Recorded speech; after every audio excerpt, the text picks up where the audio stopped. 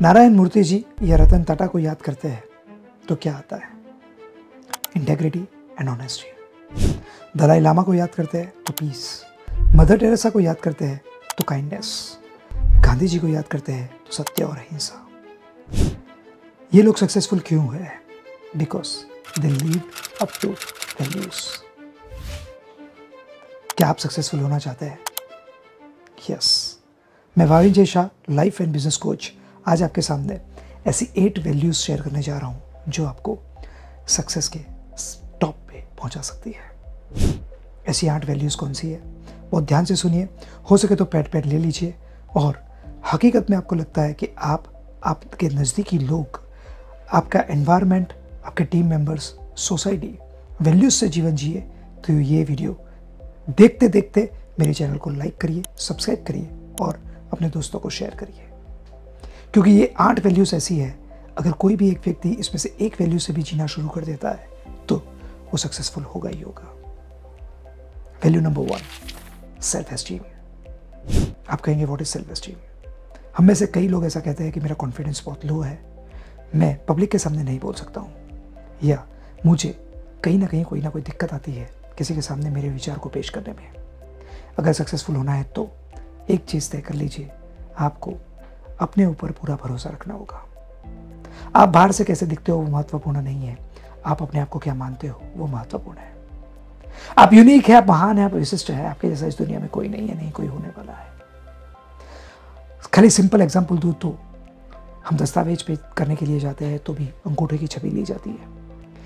Job placement भी जगहों पर हम देखते हैं कि अंगूठे से एंट्री होती है, और उतना ही नहीं, हम ये भी देखते हैं कि हर जगह अंगूठे का यूज़ होता है, क्योंकि अंगूठा एक ऐसी चीज़ है जो 800 करोड़ की व्यक्ति में 2 व्यक्ति के सेम नहीं है।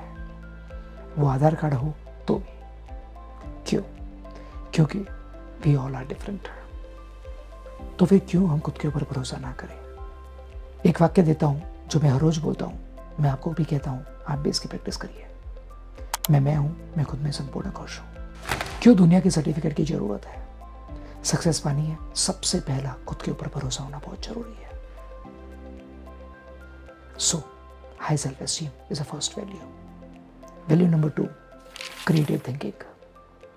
जो भी लोग सक्सेसफुल हुए हैं उन लोगों ने क्रिएटिव थिंकिंग किया है।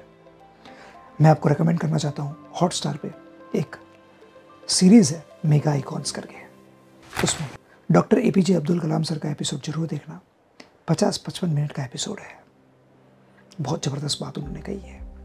मैं जब छोटा था तब मैं मेरे गांव में खड़ा हुआ था और ऊपर से प्लेन जाते देखा। तब मैंने ये सोचा, इंसान कैसे उड़ सकता है? और मैंने खुद को सवाल पूछा कि अगर इंसान उड़ सकता है तो मैं कुछ नहीं कर सकता? आसमान कितना बड़ा है, कहाँ तक हम पहुँच सकते हैं? The point number 2 is, value number 2 is creative thinking. Thinking is equal to questioning. अपने आप को वो सवाल पूछिए जो सवाल के जवाब शायद आपके पास ना हो, और उसको ढूंढिए। आपका माइंड इतना एक्सपांड होगा, इतना एक्सपांड होगा कि आपका थिंक टैंक बढ़ जाएगा और आप सक्सेस को जरूर पा सकेंगे। नंबर 3, वैल्यू नंबर 3, हम में से कई लोग कहते हैं कि मेरा टाइम मैनेजमेंट बहुत वीक है। मैं कहूँगा टाइम मैनेजमेंट बड़ी गलत है। हम कभी भी टाइम को मैनेज नहीं कर पाएंगे, हम सेल्फ मैनेजमेंट करेंगे। सो सेल्फ को मैनेज करना सीख जाइए, क्योंकि टाइम आपकी घड़ी का बंद होगा, दुनिया का बंद नहीं होगा, और गया हुआ समय वापस नहीं आएगा। So the master point is, अगर सक्सेस पानी है तो value number 3, that is self management against time. ये बहुत इंपॉर्टेंट है। अगर आपका टू डू लिस्ट तैयार है, मस्ट डू लिस्ट तैयार है, तो आप वो काम पहले करेंगे जो सबसे इंपॉर्टेंट है, और वो वैल्यू आपको सक्सेस दिलाएगी। वैल्यू नंबर 4, मैं मेरे पापा में से सीखा हूं, एंड दैट इज लिसनिंग। जो भी लोग सक्सेसफुल हुए हैं, दे वर वेरी पावरफुल लिसनर। वो वहां से लोगों को सुनते हैं जो लोग कहना चाहते हैं, उसके पीछे वो जो नहीं बोल रहे हैं वो भी क्या होता है। आज मैं आपके सामने खड़ा हूँ। मैं लाइफ में बहुत फेलियर्स देखी है। मैं मेरे पापा के सामने बहुत बार रोया हूँ। हम बहुत इजीली लोगों को एडवाइस दे देते हैं। मेरे पापा ने आज तक बहुत कम बार ऐसा हुआ है कि मुझे एडवाइस दी हो। हमेशा जब जब मैं रोया हूँ तब उन्होंने केवल मुझे सुना है और मेरे सर पे हाथ घुमाया है। मैं कहूँगा one of the most powerful value अगर ये है तो वो लिसनिंग है। मेरे पापा ने बचपन से मुझे सिखाया है सुनना सबसे बड़ी सेवा है। Value number 5, one of my favourite, consistency. Consistency is the mother of mastery.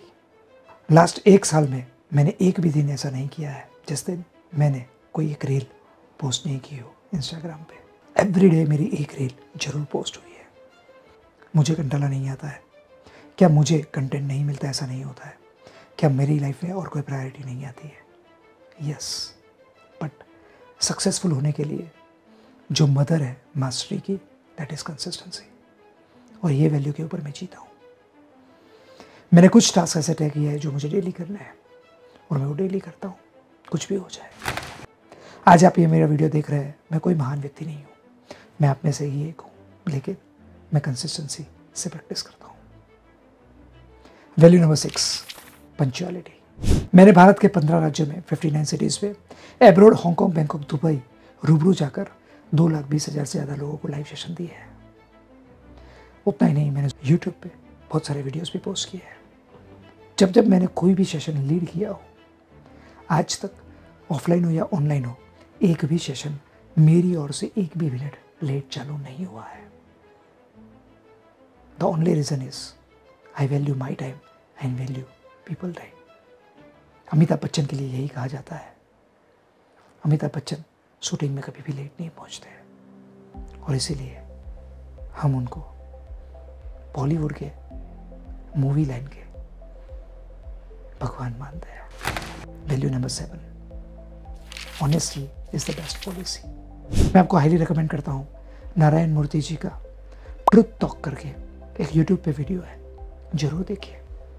1990s में जब इन्फोसिस नया नया था, उन्होंने एक एग्जाम्पल शेयर किया है कि उनके पास एक कंपनी में वो मिलने के लिए गए थे और वहाँ पर सामने परचेज मैनेजर थोड़ी देर के लिए रूम से बाहर गया और उनके सामने टेबल पे एक लिफाफा पड़ा था जिसके ऊपर कॉम्पिटिटर का नाम लिखा हुआ था।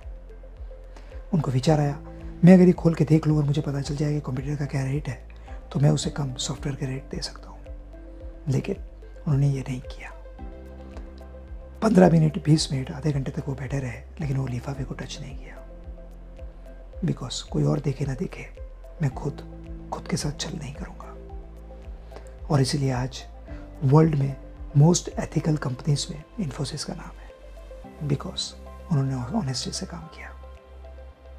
और ये सब के ऊपर last but not the least, दया धर्म का मूल है, नहीं मूल अभिमान, यानी कि एम्पैथी। Have empathy. हर एक व्यक्ति अपना युद्ध लड़ रहा है, हमें नहीं पता है। कोई भी व्यक्ति हमारे साथ बुरा व्यवहार कर रहा है तो वो क्यों कर रहा है। हम में से कई लोग ऐसा मानते हैं कि इसने मेरे साथ ऐसा व्यवहार क्यों किया, लेकिन वो व्यक्ति कहाँ से क्या जूझ रहा है हमें नहीं पता है। यहाँ पर भी मैं हाईली रिकमेंड करूँगा एक बुक जो मेरी टॉप 5 बुक में से एक बुक है, डेट इज द 4 एग्रीमेंट्स। ये बुक जरूर पढ़िए, आपको पता चल जाएगा। Don't take it personally, don't make assumptions, और हम असम्पशंस में ही जीते हैं। सो अगर हमको सक्सेस को अट्रैक्ट करना है, अगर हमको वैल्यू बेस्ड लाइफ जीनी है, मैं ये वैल्यूज़ की प्रैक्टिस करता हूँ। इसीलिए मैं इतना डिटेल में आपको शेयरिंग कर पाता हूँ। मेरा आपको हाईली रिकमेंडेशन है कि आप भी कोई एक वैल्यू को लेकर जीना शुरू कर दीजिए। मुझे कमेंट बॉक्स में बताइए कि आप कौन सी वैल्यू से जीवन जिएंगे। Wish you all the best. Thank you very much.